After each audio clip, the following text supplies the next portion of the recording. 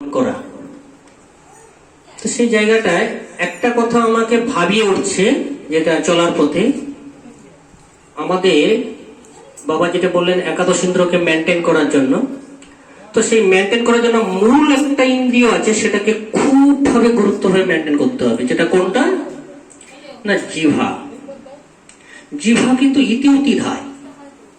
তো সেই জায়গাটাকে যদি আমরা কন্ট্রোল না করি, তাহলে কিন্তু ভজন ভক্ত কিন্তু আমাদের মধ্যে প্রবেশ করছে, বেরিয়ে যাচ্ছে, প্রবেশ করছে, বেরিয়ে যাচ্ছে। তো সেই জায়গাটাকে কিন্তু আমাদের কন্ট্রোল করতে হবে। কি কি কারণ আছে বাবা একটু আগে একটা কথা বলে গেছেন, যেটা আমাদের 13 দিনে অসুচ। 13 দিনে অসুচের মধ্য দিয়ে যখনই আমরা নৈমেষান্ন শ্রাদ্ধ বাড়ি যখন যাব,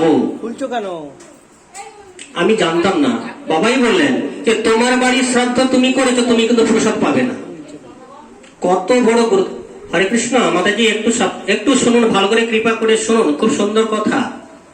না শুনলে এই যাওয়া আসাই হবে, 4 লক্ষ জনি পার হবে, যাওয়া আসা কিছু লাভ হবে না। কিন্তু হৃদয়ঙ্গ যতক্ষণ না করতে পারছেন, ততক্ষণ কিন্তু কিছু লাভ। আমি কতদূর থেকে 11 ঘন্টার গাড়িতে বসে